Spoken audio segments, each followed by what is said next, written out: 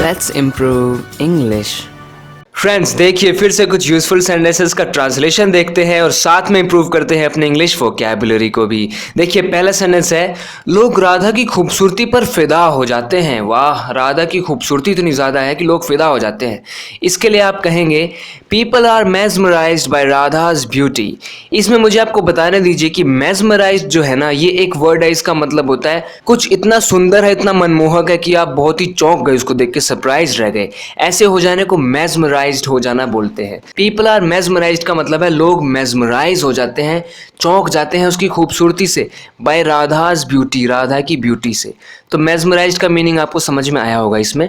अगला सेंटेंस देखिए, तुम मुझसे ऐसे बात क्यों करते हो। कभी कभी कोई चिढ़ के बात करता है हमसे हमेशा, फिर हम बोलते हैं ना ऐसे बात क्यों करते हो हमसे, तो कैसे बोलेंगे, why do you talk to me like this, why do you talk to me like this. तुम्हें इस बात का पता कब चला, तुम्हें कब पता चला इस बात का। When did you come to know about this? दोस्तों यहाँ पर जो ये वाला जो फॉर्मेशन है come to know, यानी कि पता चल जाना है, इसका मतलब When did you come to know about this? यानी इस चीज़ के बारे में तुम्हें कब पता लगा। वह अपनी छोटी सी दुनिया में खुश है। भाई वो तो अपनी छोटी सी दुनिया में खुश है।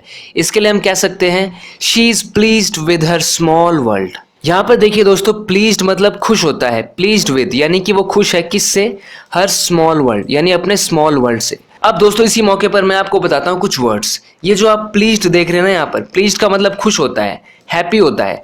अब इसी हैप्पी को हम क्या क्या बोल सकते हैं, अपनी एक बात को अलग अलग तरीके से एक्सप्रेस करने के लिए हमारे पास वर्ड्स होने चाहिए, वही मैं आपको बता रहा हूँ। देखिए आप कह सकते हैं इलेटेड। मैं आपको हैप्पी के सिनोनिम्स बता रहा हूँ। सिनोनिम्स का मतलब जिन वर्ड्स का मीनिंग एक ही होता है, आप इन्हें इंटरचेंजेबली यूज कर सकते हैं। यानी कभी कोई यूज कर लो, कभी कोई यूज कर लो, तभी तो आपका स्पीकिंग स्टाइल इफेक्टिव लगेगा, इंप्रेसिव लगेगा। इलेटेड का मतलब होता है बहुत ज्यादा खुश। अगला वर्ड ग्लैड। ग्लैड का मतलब भी खुश होता है। डिलाइटेड का मतलब भी खुश यानी कि बहुत ही खुश। और चेयरफुल, एक्सिलरेटेड, ओवरजॉयड, ग्लीफुल। तो दोस्तों मैंने आपके लिए देखिए कितने सारे वर्ड्स बताए हैं आपको, इन वर्ड्स का आप यूज कर सकते हैं। इन सब का एक ही मतलब है, हैप्पी होना, खुश होना, ऑन क्लाउड 9 होना, ओवर द मून होना, यानी कि बहुत ही खुश होना। Elated, glad, cheerful, gleeful, accelerated, overjoyed, dilated. तो जरूरी नहीं है कोई आपसे पूछे कि आप कैसे हो, आप बोलना चाहते हो मैं खुश हूं, I am happy, I am happy, उसकी जगह आप बोलो I am elated, I am glad, I am cheerful, my sister is gleeful today, my father is exhilarated, I am overjoyed because you came, I am delighted by your visit। तो आप अलग अलग sentences में अलग अलग words का use कीजिए, तभी तो आपका कन्वर्सेशन बहुत ही ज्यादा अच्छा लगेगा। चलते हैं अगले सेंटेंसेस की तरफ। आपके कॉल से मेरी नींद खुली। कभी कभी ऐसा होता है ना, हम सो रहे होते हैं, किसी का फोन आ जाता है, तभी फिर हमारी आंख खुल जाती है। Your call woke me up. Your call woke me up, और जो वोक है वो वेक की सेकंड फॉर्म है। Your call woke me up. तुम्हें घूमने से फुर्सत मिले तभी तो पढ़ाई करोगे। कभी कभी हम किसी को ऐसा कहते हैं ना कि तुम्हें इस काम से फुर्सत मिले या तुम्हें उस काम से फुर्सत मिले तब तुम ये करोगे। तो देखिए दोस्तों, हमें सेंस को समझते हुए ट्रांसलेट करना है, वर्ड फॉर वर्ड ट्रांसलेशन नहीं करना है। मैंने पहले भी आपको समझाया है। तो आपको इंग्लिश के तरीके से, इंग्लिश के नजरिए से ही ट्रांसलेशन करना है। ऐसे करेंगे, you can sit down to study only when you finish roaming around. तो यहाँ पर हमारे कहने का सेंस है कि तुम तभी तो पढ़ने बैठ सकोगे ना, तभी बैठ सकते हो जब तुम अपना ये घूमना घुमाना बंद करो, घूमना बंद करो, घूमने से फुर्सत मिले तभी तो। यहाँ पर इसलिए मैंने कैन मॉडल का यूज किया। You can sit down to study, तुम पढ़ने तभी बैठ सकते हो। ओनली व्हेन यानी तभी, when you finish roaming around. अब यहाँ पर दोस्तों रोम का मतलब घूमना होता है, और एक्चुअली घूमना मतलब ऐसा नहीं कि कहीं पर जाना है, बस ऐसे ही घूम रहे हैं, पहले इधर गए, फिर इधर से उधर गए, फिर उधर से इधर आए, यानी कि कोई गोल नहीं है, कोई उद्देश्य नहीं है कहाँ जाना है, बस ऐसे ही घूमने को बोलते हैं रोम करना, जिसको आप वॉन्डर करना भी बोलते हैं। You can sit down to study only when you finish roaming around. जब घूमना बंद करोगे तभी तो पढ़ने बैठोगे, यानी कि तुम्हें घूमने से फुर्सत मिले तभी तो पढ़ाई करोगे। हमारा सेंस एक्सप्रेस हो रहा है सिंपली। तो हमने इस तरीके से इसको ट्रांसलेट किया। जो सेंटेंसेस मैं आपको बता रहा हूँ ना, इसमें से कुछ सेंटेंसेस मेरे सब्सक्राइबर्स ने पूछे हैं। मैं चैन से जीना चाहता हूँ, I want to live peacefully. क्योंकि पीसफुली एक एडवर्ब है जिसका मतलब होता है सुख शांति से, चैन से। मैं जीना चाहता हूँ, कैसे जीना चाहता हूँ, पीसफुली। एडवर्ब दोस्तों क्या होता है, लिव मतलब रहना होता है, लिव एक वर्ब है, यानी कि लिव एक वर्ब है, और पीसफुली वर्ब के बारे में बता रहा है कि कैसे रहना पीसफुली, शांति से।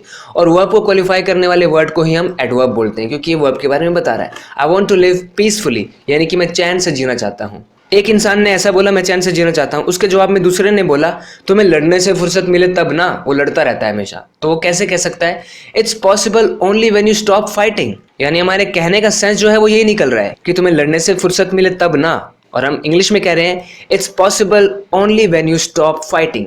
जब तुम लड़ना बंद करोगे तभी तो ये पॉसिबल है, तभी तो ये मुमकिन है। तुम्हें लड़ने से फुर्सत मिलेगी तभी ये मुमकिन है ना।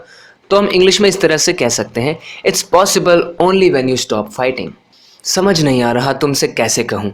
कभी कभी हम इस कन्फ्यूजन में रहते हैं ना कि कैसे कहूँ यार, इससे मैं कुछ समझ नहीं आ रहा। तो इसे हम इंग्लिश में सिंपली कहेंगे I don't know how to say this to you.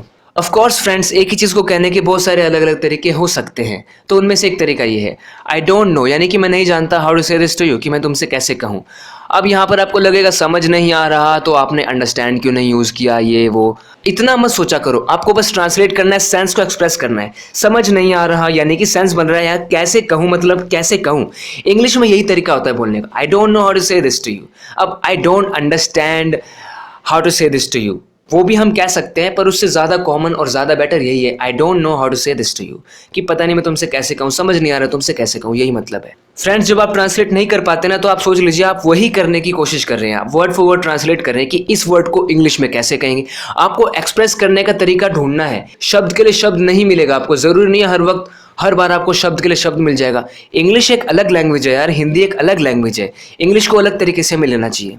Pimples लड़कों को भी होते हैं, ये सेंटेंस भी मुझसे कमेंट में पूछा गया था। इसको हम सिंपली कह सकते हैं बॉयज ऑल्सो हैव पिंपल्स, यानी कि लड़कों को भी पिंपल्स होते हैं यार।